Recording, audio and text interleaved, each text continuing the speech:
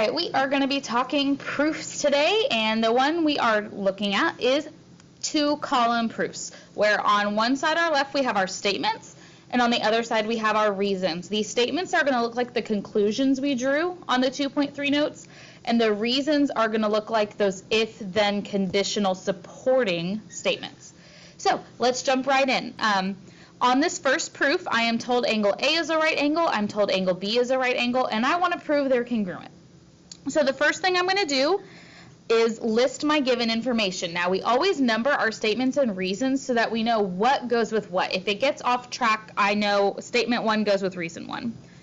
So angle A is a right angle. I know that because it was given to me. When you're listing your givens, you don't have to write a formal statement. You can just say given.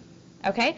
Well, what does that tell me? If angle A is a right angle, I know that means that angle A is going to be 90 degrees. How do I know that? This is where I search in my dominoes for my supporting statement, and I write it as a conditional. So if an angle is a right angle, then its measure is 90 degrees.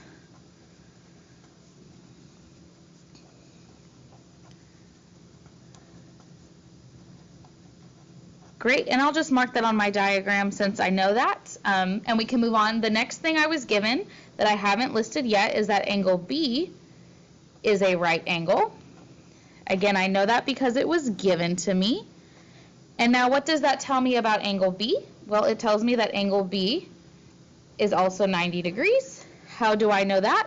Because again, if an angle is a right angle, then it's 90 degrees. Instead of writing that whole statement out again, I can just say same as number 2. Save myself some hand cramps. Okay, what was my final goal? I wanted to show angle A is congruent to angle B. Well, I know they're both 90 degrees, so that means they are going to be congruent, and my if-then statement, if I don't already know it off the top of my head, is going to come from here, congruent angles. And remember, I have to give if what I was shown, then what I'm concluding. So if they have the same measure, then they are congruent. So if two angles have the same measure, then they are congruent. Now, right angles will always be 90 degrees.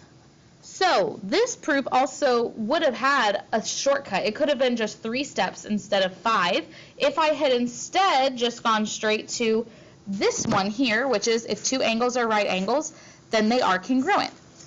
What we just did was prove that. So down the line, we will know that all right angles are congruent, and that might save us some time later on.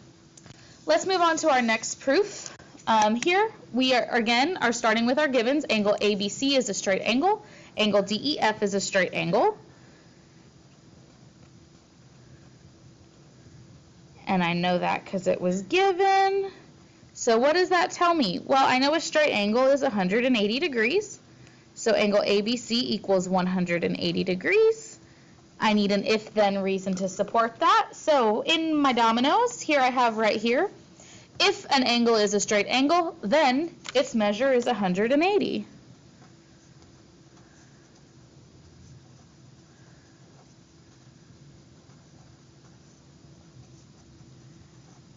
Okay, great. My second given, angle DEF, is a straight angle also.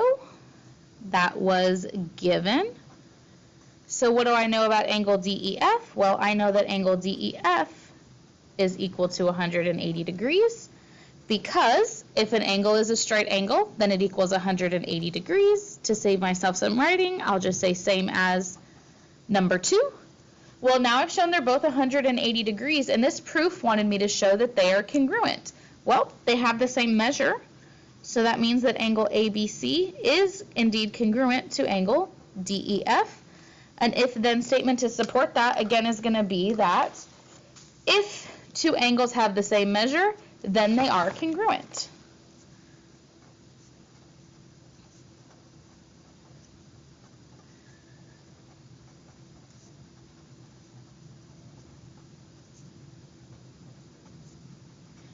Now, similarly to our all right angles are congruent, the same would have been true here. We could have cut this down to just 3 steps if we had skipped ahead to if two angles are straight angles, then they are congruent. but we will know for next time that this means all straight angles are congruent, and we can save ourselves a headache later. But it's always good to practice. Let's move along. On the next one, I've already got these steps numbered for me. I know it's just going to be a two-step proof, so hopefully by now you recognize that you can just start with your givens. I know that segment XY is congruent to segment YZ, so I will just go ahead and mark that on my diagram. And I want to prove Y is the midpoint of XZ. Well, if I only have one more step, that means that this prove statement is going to be my second step. Y is the midpoint of XZ. So in my dominoes, I'm going to be looking for the keyword midpoint. And so here I have midpoint, and again, I need midpoint to be the second part of the statement because that's what I'm concluding. So here we go. If a point divides a segment into two congruent segments, then it is the midpoint.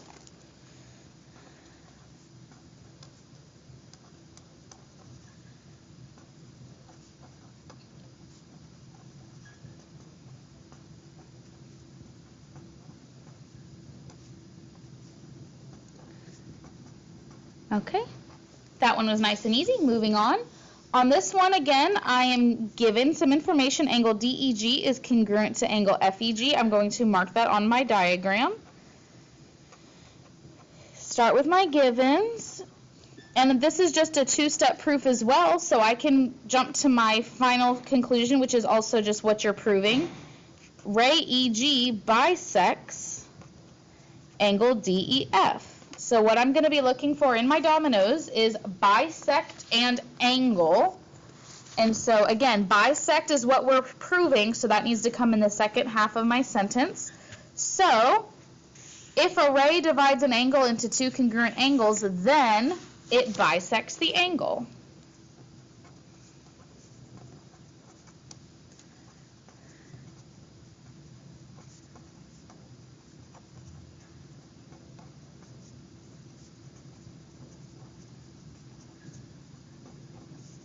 Okay, the next two are going to be our shortcuts we were talking about.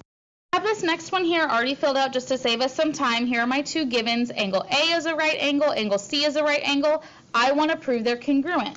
Well, I'm going to use that same statement we just talked about. If two angles are right angles, then they are congruent.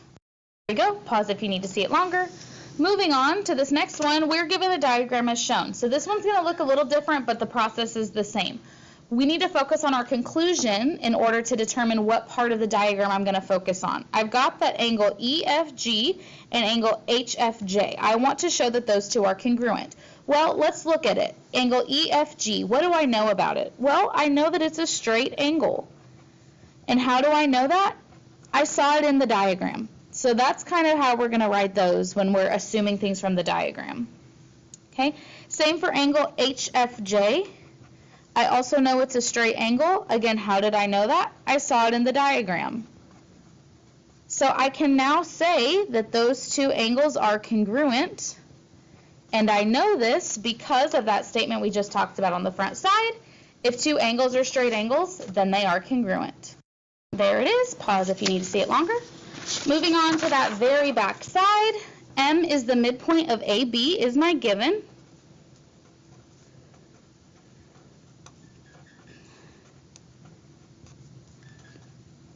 Now, eventually I want to get to the fact that AB has been bisected, but I know from the setup that this is going to be a three-step proof. So I have to figure out how to get there. Well, if M is the midpoint of AB, what does that tell me? Well, it tells me that it splits it into two congruent pieces. So my next conclusion is going to be that AM is congruent to MB. How do I know that? Again, if-then statement coming from my dominoes, focusing on midpoint, mind that bell.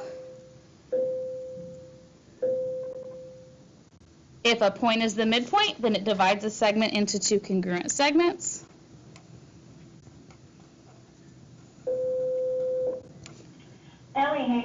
There's that reason. I didn't want you to have to listen to that intercom announcement. So, if it's divided into two congruent segments, now I'm looking at bisect and a segment. So, I'm looking for the word bisect and segment, and that is going to be here. If a point divides a segment into two congruent segments, then it bisects the segment.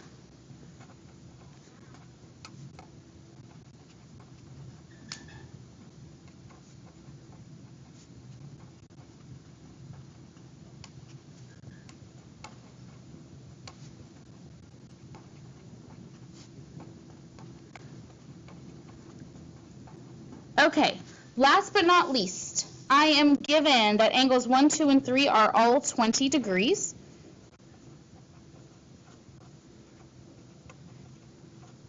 So, what does that tell me? If they're all 20 degrees, that means they are all congruent to each other. How do I know that? Because by now, if you haven't had this memorized, if angles have the same measure, then they are congruent. That's in your dominoes.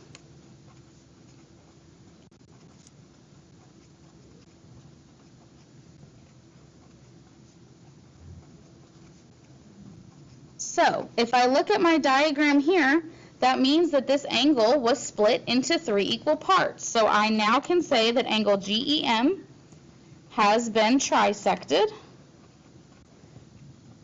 If you need some inspiration on how to word that, in your dominoes, you're going to look for trisect and an angle.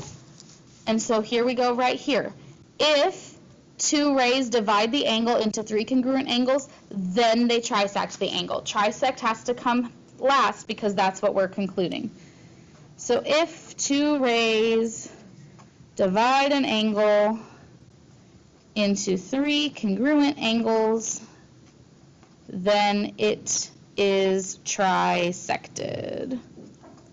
Okay, I hope this was some good practice for you getting started with 2 column proofs and you're confident enough to get started on your homework tonight.